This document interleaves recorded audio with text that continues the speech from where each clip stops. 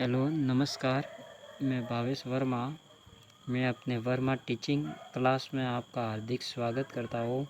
आज कक्षा 11वीं विषय इतिहास में प्रथम सेमेस्टर समय की शुरुआत यूनिट को शुरू करेंगे।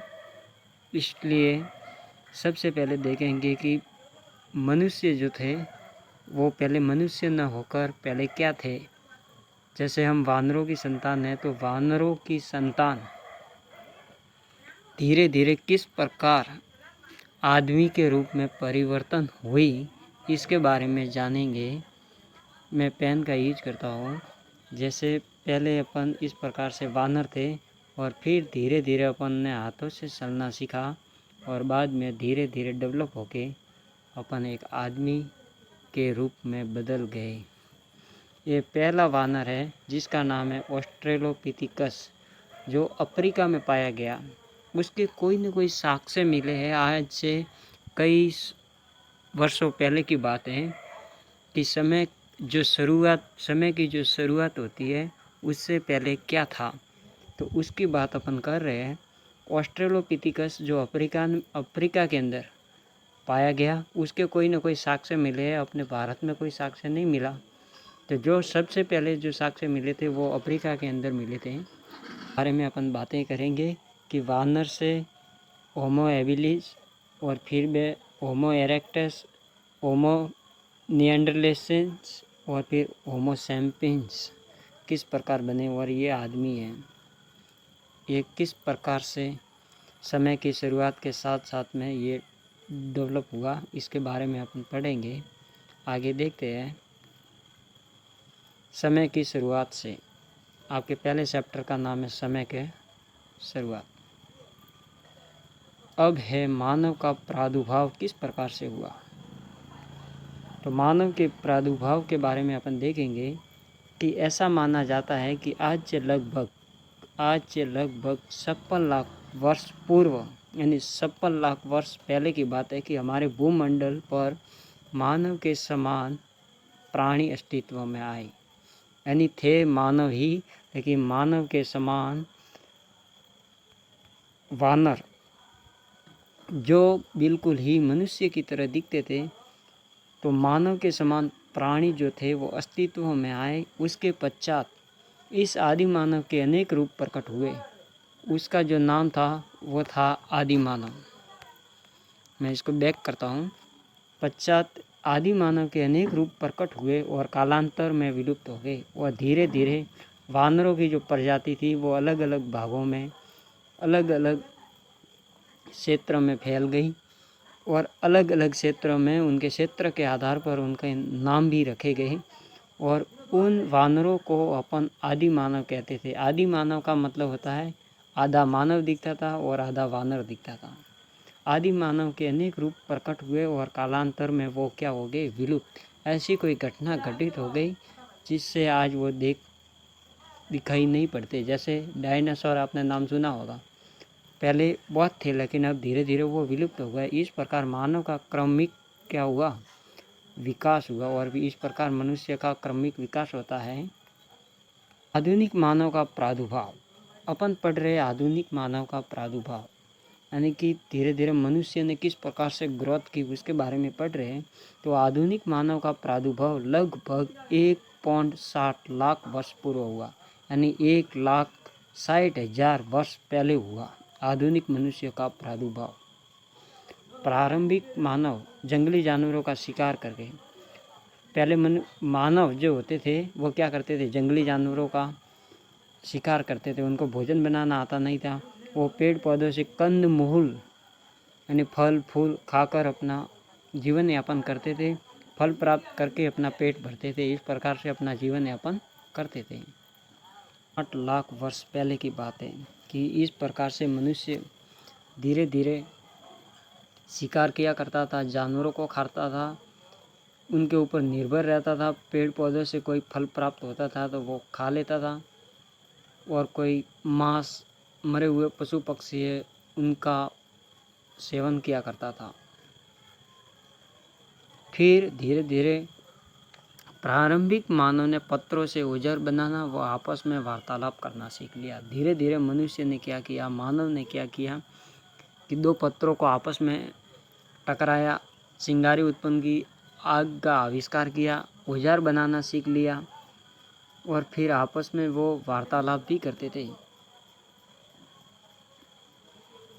वार्तालाप, पहले वो आपस में वार्तालाप नहीं करते थे, एक दूसरे से इशारा करते थे और धीरे धीरे उन्होंने आपस में वार्तालाप करना सीख लिया और एक दूसरे से को पहचानना सीख लिया कि भाई ये भी हमारी प्रजाति का है। इतिहास के प्रारंभिक चरणों के बारे में जिनका कोई लिखित प्रमाण हमारे पास उपलब्ध नहीं है। इतिहास के प्रारंभिक चरणों यानी इतिहास जो प्रारंभ होता है उसके बारे में अपने को कोई लिखा हुआ प्रमाण नहीं मिला है। जानने के लिए पुरातत्व वैज्ञानिकों ने उत्खनन से प्राप्त हड्डियों और पत्थरों के औजारों की सहायता ली। उनके पास कोई लिखा हुआ प्रमाण नहीं मिला, लेकिन वहाँ पे कोई न कोई खुदाई की और खुदाई के दौरान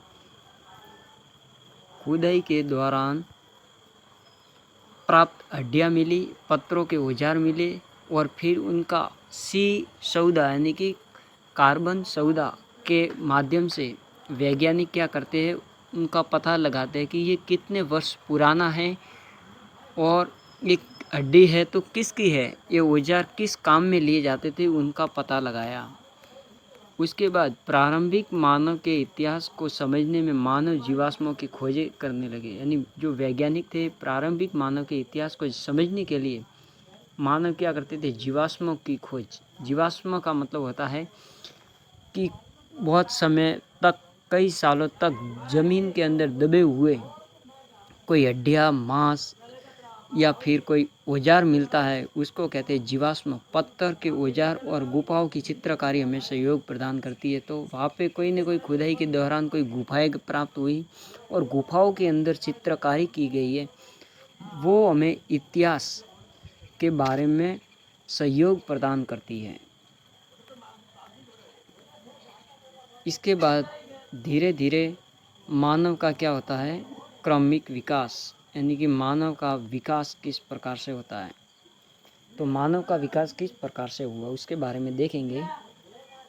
मानव के क्रमिक विकास का प्रमाण हमें मानव की उन प्रजातियों के जीवाश्मों से प्राप्त होता है। मानव के क्रमिक विकास का प्रमाण हमें मानव की उन प्रजातियों से प्राप्त होता है या जीवाश्मों से प्राप्त होता है जो अब लुप्त हो चुके, जो अब वर्तमान में मौजूद नहीं है। अब देखो, एक वैज्ञानिक है, ये कई बार आपके इतिहास के अंदर प्रश्न पूछा जाता है, बोर्ड में भी पूछा जाता है, लेकिन अभी 11वीं तो बोर्ड नहीं है, लेकिन ये अर्धवार्षिक और वार्षिक में MCQ में ज़्यादा से ज़्यादा प्रश्न पूछा जाता है। चार्ल्स डार्विन की किताब के बारे में खास तौर से पूछा जाता है कि भाई उस पुस्तक के लेखक का क्या नाम है। सन तो इतना नहीं पूछा जाता, लेकिन किताब का नाम या लेखक का नाम पूछा जाता है। तो 24 नवंबर 1859 को चार्ल्स डार्विन एक वैज्ञानिक है, 24 नवंबर 1859 से उन्होंने एक किताब लिखी। उसके बाद में ही हमें इतिहास का पता लगता है, उसके पहले हमें इतिहास के बारे में कोई जानकारी नहीं थी। हमें वानरों के बारे में भी कोई जानकारी नहीं थी, लेकिन उन किताब से पता लगा कि 24 नवंबर 1859 को चार्ल्स डार्विन नामक वैज्ञानिक ने अपनी पुस्तक on the origin of species, एक पुस्तक लिखी, origin of species, on the origin of species प्रकाशित की। यह पुस्तक मानव की उत्पत्ति के विषय में एक मील का पत्थर सिद्ध हुआ। प्रश्न पूछा जाएगा कि मानव की उत्पत्ति के विषय में एक मील का पत्थर सिद्ध हुआ, संबंधित पुस्तक किससे संबंधित है, इस प्रकार से कई प्रश्न पूछा जाता है। तो ये पुस्तक मानव की उत्पत्ति के विषय में एक मील का पत्थर सिद्ध हुआ। इस पुस्तक में डार्विन ने अपने मत प्रकट किया कि मानव का विकास बहुत समय पहले जानवरों से हुआ, और उन्होंने बताया कि मनुष्य का जो विकास है वो बहुत समय पहले जानवरों से हुआ। ये देखो, ये जानवर है, वह धीरे धीरे किस प्रकार से मनुष्य के अंदर डेवलप हो जाते हैं। फिर आगे देखिए, मानव का विकास। आधुनिक मानव के पूर्वज अब पढ़ेंगे आधुनिक मानव के पूर्वज, यानी अपने पूर्वज जो हमारे जो पूर्वज थे वो किस प्रकार से थे। तो मानव के विकास के क्रम को 360 से 246 लाख वर्ष तक खोजा जा सकता है। यह वह समय था जब एशिया तथा अफ्रीका में स्तनपायी प्राणियों की प्राइमेट नामक श्रेणी का उद्भव हुआ। अब सबसे इम्पोर्टेंट है कि प्राइमेट किसे कहते हैं। प्राइमेट का मतलब होता है कि ऐसे प्राणी जो स्तनधारी होते हैं। स्तनधारी का मतलब, स्तनपायी का मतलब होता है कि जो अपने बच्चों को दूध पिलाते हैं, और जो अपने बच्चों को दूध पिलाते हैं उन्हें प्राइमेट कहता है। उन प्राइमेट की श्रेणी में रखा जाता है। तो उसका उद्भव हुआ, तो ये अपने बच्चों को दूध पिलाते थे, और ऐसी श्रेणी अपने एशिया और अफ्रीका में पाई जाती थी। एशिया और अफ्रीका में प्राणियों की प्राइमेट नामक श्रेणी का उद्भव हुआ। उसके बाद लगभग 246 लाख वर्ष पहले प्राइमेट श्रेणी में एक उप समूह क्या हुआ कि उसके बाद लगभग 240 लाख वर्ष पहले प्राइमेट श्रेणी के एक उप समूह भी उत्पन्न हुआ। यानी कि प्राइमेट श्रेणी तो थी, लेकिन उसका एक उप समूह भी उत्पन्न हुआ, जिसे होमिनोइड कहते हैं। क्या कहते हैं? होमिनोइड। ये ध्यान देना, होमिनोइड। तो होमिनोइड कहते हैं, ये उसकी उप समूह था।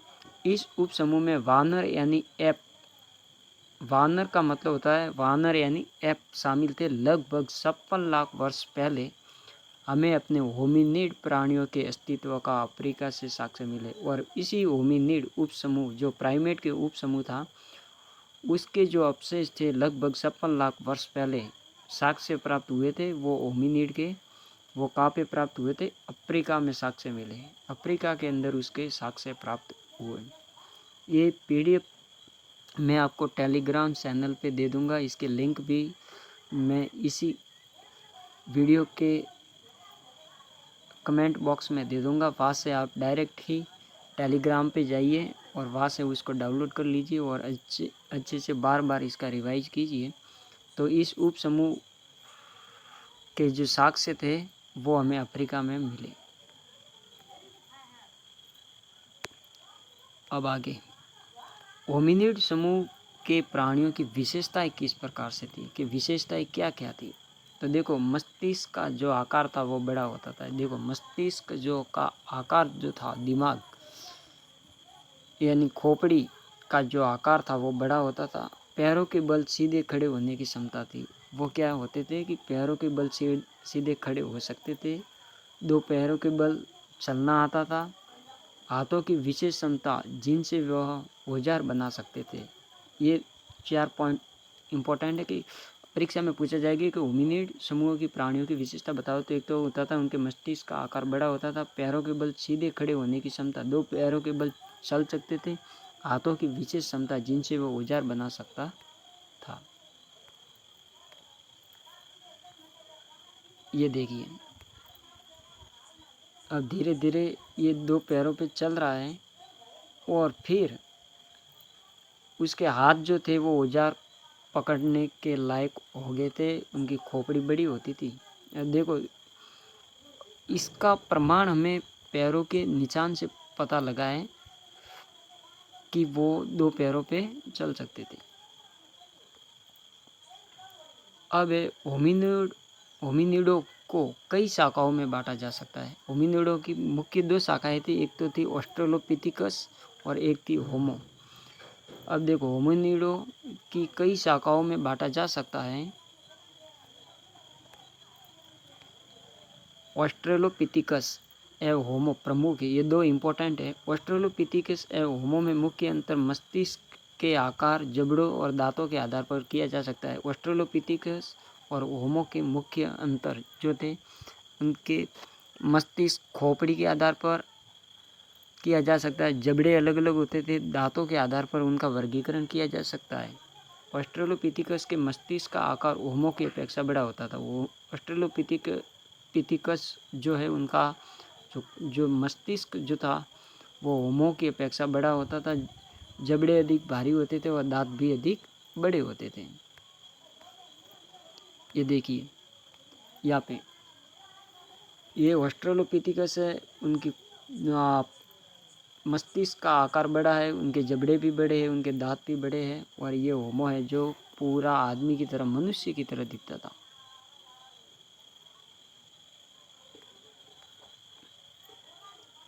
अब आगे ऑस्ट्रेलोपिथिकस शब्द की उत्पत्ति लैटिन भाषा के शब्द ऑस्ट्रल शब्द से हुई है, जो लैटिन भाषा का शब्द है। कौन सा शब्द है? लैटिन भाषा का, यानी दक्षिणी तथा ग्रीक भाषा के शब्द, यानी कि दक्षिणी और ग्रीक भाषा से लिया गया शब्द है। तो ग्रीक भाषा के शब्द पिथिकस से हुई है, जिसका अर्थ है वानर। ऑस्ट्रेलोपिथिकस का शाब्दिक अर्थ क्या होगा? वानर। और जो लैटिन भाषा के ऑस्ट्रल और दक्षिणी तथा ग्रीक भाषा का शब्द है पिथिकस, इन दोनों शब्दों को मिलाकर एक शब्द बनता है जिसका अर्थ है वानर।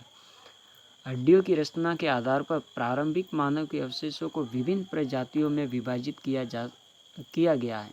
हड्डियों की रचना के आधार पर, यानी उनकी हड्डियों को, दोनों की हड्डियाँ, ऑस्ट्रेलोपिथिकस की हड्डियाँ के आधार पर प्रारंभिक मानव के अवशेषों को विभिन्न प्रजातियों में विभाजित किया गया है। उदाहरण के लिए प्रारंभिक मानव अपनी खोपड़ियों के आकार और जबड़ों के आधार पर पृथक किए जा सकते हैं। उनकी खोपड़ियाँ अलग होती थी, उनके जबड़े अलग होते थे, और उनके आधार पर उनका वर्गीकरण, पृथक का मतलब होता है अलग अलग किया गया है। हड्डियों के आधार पर भी उनको अलग अलग बांटा गया है। अब एक जगह है लेतोली, और जो लेतोली जो है वो तंजानिया के अंदर, कहाँ पे? तंजानिया के। तो लेतोली तंजानिया में होमिनिडों के पद चिन्हों के जीवाश्म प्राप्त हुए हैं। यानी लेतोली तंजानिया में एक जगह है, वहाँ पे होमिनिडों के क्या? पैरों के निशान मिले। पद चिन्हों का मतलब होता है पैरों के निशान के जीवाश्म प्राप्त हुए हैं। तथा हादरा भी एक जगह का नाम है जो इथोपिया में, कहाँ पे है? इथोपिया से प्राप्त हड्डियों के जीवाश्मों से ये पता चलता है कि तत्कालीन मानव 2 पैरों पर चलने लगा था। हादरा इथोपिया से प्राप्त हड्डियों के जीवाश्म, यानी कि वाघ की हड्डियाँ मिली है, और इन हड्डियों से पता चलता है कि तत्कालीन जो मनुष्य था वो 2 पैरों पर चलने लगा था। ये भी इम्पोर्टेंट है। लगभग 25 लाख वर्ष पूर्व, यानी कि क्या होता है, 25 लाख पहले एक घटना घटित होती है कि ध्रुवीय हिमाच्छादन का मतलब होता है कि ध्रुवीय क्षेत्र में क्या होता है, एक बर्फ की या बर्फ के समान, या मान लो बर्फ की तरह एक तूफान आता है। तो हिमाच्छादन से जब पृथ्वी का एक बड़ा भूभाग बर्फ से ढक गया, यानी बर्फ और हिमाच्छादन के दौरान पृथ्वी पर एक तूफान आता है, और उस तूफान के दौरान इतनी तेज हवा चलने लगती है कि पृथ्वी का बड़ा भूभाग बर्फ से ढक जाता है, और जलवायु और पर्यावरण की स्थिति में क्या होता है? परिवर्तन होता है। और परिवर्तन होने के बाद में तापक्रम और वर्षा की क्या हो जाती है? कमी। और कमी के कारण घास भूमि के क्षेत्रों का विस्तार होने से अब क्या होगा? ज़्यादा तापमान पड़ेगा, वर्षा की कमी होगी, तो घास फूस कम होगी, और वर्षा की कमी के कारण घास भूमि के क्षेत्रों का विस्तार होने से ऑस्ट्रेलोपिथिकस धीरे धीरे विलुप्त हो गए। वह धीरे धीरे ये प्रजाति जो थी वो धीरे धीरे क्या होती है? नष्ट हो जाती है। किसके कारण? ध्रुवीय हिमाच्छादन के दौरान बड़ा क्षेत्र बर्फ से ढक जाता है, तापक्रम और वर्षा की कमी हो जाती है, जिसके कारण ऑस्ट्रेलोपिथिकस धीरे धीरे क्या हो जाते हैं? नष्ट हो जाते हैं, विलुप्त हो जाते हैं। मैं बहुत आराम से धीरे धीरे समझा रहा हूँ, आप समझो। हिस्ट्री इतनी डिफ़िकल्ट नहीं है। तो ऑस्ट्रेलोपिथिकस धीरे धीरे क्या हो जाते हैं? नष्ट हो जाते हैं, तथा उनके स्थान पर दूसरी प्रजातियों का उद्भव हुआ, और जिसका आरंभिक प्रतिनिधि होमो थे। यानी ऑस्ट्रेलोपिथिकस की दूसरी प्रजाति ने, ऑस्ट्रेलोपिथिकस की जगह दूसरी प्रजाति ने ले ली, जिसका नाम था होमो, जिसका अर्थ है आदमी।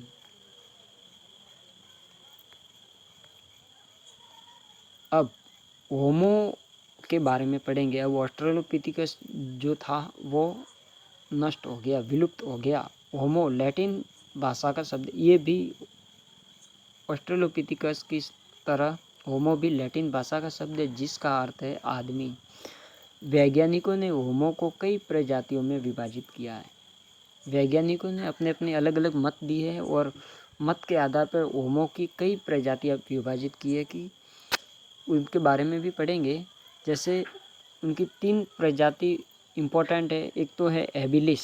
एबिलिस का मतलब होता है कि ऐसा आदमी जो औजार बनाने वाला मनुष्य, यानी जो औजार बनाने का काम जानता था, उसको एबिलिस कहेंगे। होमो इरेक्टस, जो सीधे खड़े होकर पैरों के बल चलने वाला मनुष्य होता था, सीधे खड़े होकर पैरों के बल जो चल सकता था, उसको होमो इरेक्टस कहते थे। और जो बुद्धिमान होता था उसको होमो सैपियंस कहते थे। तो ये 3 इम्पोर्टेंट है। होमो की 3 वर्गीकरण इम्पोर्टेंट है। एबिलिस, जो औजार बनाने वाला मनुष्य। होमो इरेक्टस, सीधे खड़े होकर पैरों के बल चलने वाला मनुष्य। और होमो सैपियंस, जो बुद्धिमान और चिंतनशील मनुष्य, यानी चिंता कर सकता था, बुद्धिमान होता था, बुद्धिमान और चिंतनशील मनुष्य।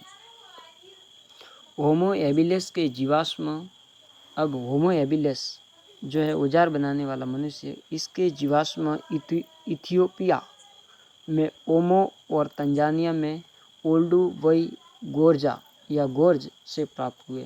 होमो एबिलिस के जो जीवाश्म यानी हड्डियाँ या उनके जो कोई जीवाश्म प्राप्त हुए हैं वो हमें इथियोपिया में ओमो और तंजानिया में ओल्डुवई गोर्ज से प्राप्त हुए हैं। और होमो इरेक्टस के प्राचीनतम साक्ष्य जो है या जीवाश्म है वो अफ्रीका और एशिया दोनों में प्राप्त हुए। अफ्रीका में भी प्राप्त हुए हैं और एशिया में भी प्राप्त हुए। तो अफ्रीका और एशिया दोनों महाद्वीप में पाए गए हैं। इनमें केनिया में कुबीफोरा व पश्चिमी तुर्काना और जावा जो इंडोनेशिया में है, तिमोर, जोकार्ता व सांगिरन प्रमुख है। ये बातें भी ध्यान रखनी है। लेकिन आपको ज़्यादा से ज़्यादा होमो की जो प्रजातियाँ 3 थी वो पूछ जाएगी कि होमो एबिलिस या औजार बनाने वाले मनुष्य को क्या कहा जाता था। ये इम्पोर्टेंट फैक्ट है, इसको ध्यान देना। फिर आगे ऐसा माना जाता है कि होमिनिड पूर्वी अफ्रीका से चलकर दक्षिणी व उत्तरी अफ्रीका, दक्षिणी व पूर्वोत्तर एशिया तक, संभवतः यूरोप में भी 20 से 15 लाख वर्ष पहले गए। मान लो ये एक स्थान है, यहाँ पे उनका जन्म हुआ और फिर धीरे धीरे वो दक्षिण की ओर भी गए, उत्तर की ओर भी गए, पूर्वी साइड भी गए। इस प्रकार से वो अलग अलग क्षेत्रों में फैल गए। अब आप कहोगे कि उनका सर इंडोनेशिया है, श्रीलंका है, भारत में ये पहले क्यों नहीं पाए गए? तो भारत में, श्रीलंका में उनके कोई प्रमाण प्राप्त नहीं हुए, उनकी कोई हड्डियाँ प्राप्त नहीं हुई। लेकिन अफ्रीका में वानरों की हमें हड्डियाँ प्राप्त हुई है और जीवाश्म के आधार पर वैज्ञानिक क्या करते, बातें करते हैं। ये प्रजाति लगभग 10 लाख वर्ष पहले तक जीवित रही। आज से लगभग 10 लाख वर्ष पहले जीवित रही। तो ये अफ्रीका से धीरे धीरे अलग अलग क्षेत्रों में फैल गई और फिर वो यूरोप में भी 20 से 15 लाख वर्ष पहले गए। यानी आज से 20 से 15 लाख वर्ष पहले यूरोप में भी गए। कुछ मामलों में जीवाश्मों के उन स्थानों के नाम पर रखे गए जहाँ वे प्रथम बार गए। देखो मैंने पहले भी बता दिया कि कुछ स्थान ऐसे भी है जहाँ से वो जीवाश्म प्राप्त हुए और जीवाश्मों के आधार पर उन क्षेत्रों का नाम भी रखा गया। हाइडेलबर्ग एक जगह का नाम है जो जर्मनी में पड़ती है। कहाँ पे? जर्मनी में। हाइडेलबर्ग, याद रखिएगा।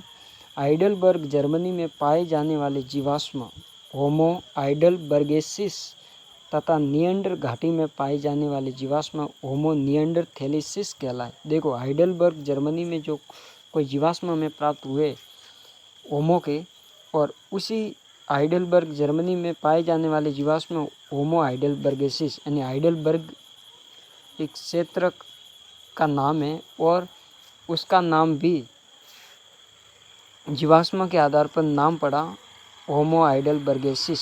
तथा निएंडर घाटी में पाए जाने वाले जीवाश्म का नाम पड़ गया होमो निएंडरथैलेसिस कहलाए। यूरोप में पाए जाने वाले सबसे पुराने जीवाश्म होमो हाइडेलबर्गेंसिस व होमो निएंडरथैलेसिस के हैं।